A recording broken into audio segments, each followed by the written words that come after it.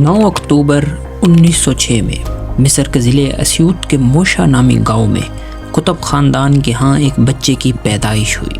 والدین نے اس کا نام سید رکھا اور قطب خاندان کی وجہ سے مکمل نام سید قطب پڑ گیا۔ سید قطب کا کنبہ ایک زمیندار گھرانہ تھا۔ آپ کے والد محترم کا شمار خاندان اور علاقے کے بڑے بزرگوں میں ہوتا تھا۔ سید قطب کے والد محترم کا نام حاجی ابراہیم قطب اور والدہ کا نام فاطمہ حسین تھا۔ ان کی 5 اولادیں تھیں، 2 لڑکے سید قطب اور محمد قطب اور 3 لڑکیاں حمیدہ قطب، امینہ قطب اور نفیسہ قطب تھیں۔ 5 میں سید قطب سب سے بڑے تھے۔ چھوٹے بھائی محمد قطب بھی بڑے عالم و فاضل تھے۔ ان کے قلم سے 11 کتابیں اسلامی موضوعات پر شائع ہو چکی ہیں۔ بہنیں بھی علمی و تحریکی کاموں میں بھائیوں سے پیچھے نہیں رہی۔ سید قطب نے ابتدائی تعلیم اپنے گاؤں سے ہی حاصل کی۔ وہ بچپن سے ہی مطالعہ کے بہت شوقین تھے۔ اپنے جیب خرچ سے اکٹھا کر کے کتابیں خرید لاتے تھے۔ 12 سال کی عمر میں ان کی اپنی چھوٹی سی لائبریری تھی۔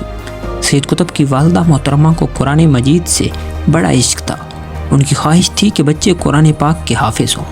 سید نے والدہ محترمہ کی دلی خواہش کے مطابق بچپن میں ہی قرآن مجید حفظ کر لیا۔ سید کے والدین بچوں کی تعلیم کو لے کر بہت سنجیدہ تھے۔ اسی تعلیم کو لے کر انہوں نے اپنے گاؤں سے قاہرہ کی طرف ہجرت کی۔ وہاں جا کر سید قطب کو قاہرہ کے مدرسے تہذیۃ الدارالعلوم میں داخل کرا دیا گیا اور پھر 1929 میں سید قطب نے دارالعلوم قاہرہ موجودہ قاہرہ یونیورسٹی میں داخلہ لے لیا۔ 1933 میں BA ایجوکیشن کی ڈگری مکمل کی اور یہیں کالج کے پروفیسر لگا دیے گئے۔ کچھ عرصہ دارالعلوم قاہرہ میں پڑھاتے رہے اور پھر انہیں سرکار کی طرف سے وزارت تعلیم میں انسپکٹر آف سکولز لگا دیا گیا۔ مصر میں یہ عہدہ بڑا عزت و وقار کا منصب سمجھا جاتا تھا۔ کچھ عرصہ اسی منصب پر اپنے فرائض سر انجام دیتے رہے۔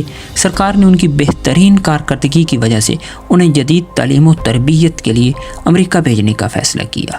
1948 سے 1950 2 سال آپ امریکہ میں مقیم رہے۔ مختلف کالجز اور یونیورسٹیوں میں امریکی تعلیمی نظام کو بہت قریبی سے دیکھا۔ امریکہ میں ان کے یہ 2 سال مادی زندگی کے بیچوں بیچ گزرے۔ انہوں نے مادی تباہ کاریوں کو اپنی آنکھوں سے دیکھا۔ یہیں سے سید قطب کی زندگی میں اہم موڑ آیا اور وہ اسلام کی طرف راغب ہوئے۔ امریکہ سے واپسی پر ہی سید قطب نے مصر کی اسلام پسند جماعت اخوان المسلمین میں شمولیت اختیار کر لی۔ دوسری جنگ آزادی کے اختتام ہو چکا تھا۔ تاج برطانیہ اور شاہ مصر کی اجارہ داری کے خلاف اخوان المسلمین نے عوامی تحریک کا آغاز کر دیا۔ اخوان کی مقبولیت کا اندازہ اس بات سے لگائیں کہ صرف 2 سال میں ان کے کارکنوں کی تعداد 25 لاکھ تک پہنچ چکی تھی۔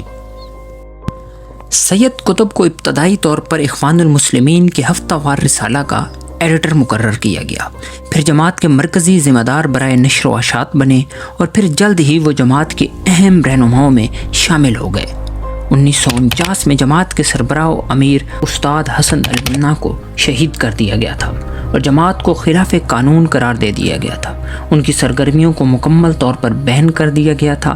پھر 1952 میں مصر کے اندر فوجی انقلاب آیا جس میں جماعت کو پھر سے بحال کر دیا گیا۔ ابتدا میں جمال عبد الناصر اور اخوان المسلمین کے تعلقات بہت اچھے تھے۔ ایک بار تو جمال خود چل کر سید قطب کے گھر بھی گئے اور انقلاب کی کامیابی کے لیے منصوبہ بندی کی۔ جمال عبد الناصر نے حکومت میں وزارتوں کی بھی پیشکش کی تو اخوان کے نمائندے خوش تھے کہ اب نفاذ اسلام کی راہ ہموار ہو رہی ہے، لیکن یہ تو بس سہانے کا خواب تھا۔ 1952 کے دوران جمال عبد الناصر نے بغاوت کے ذریعے مصر کی حکومت کو چلتا کیا اور خود اقتدار پر قابض ہو گئے۔ صدر بنتے ہی جمال کا اصل رنگ سامنے آ گیا۔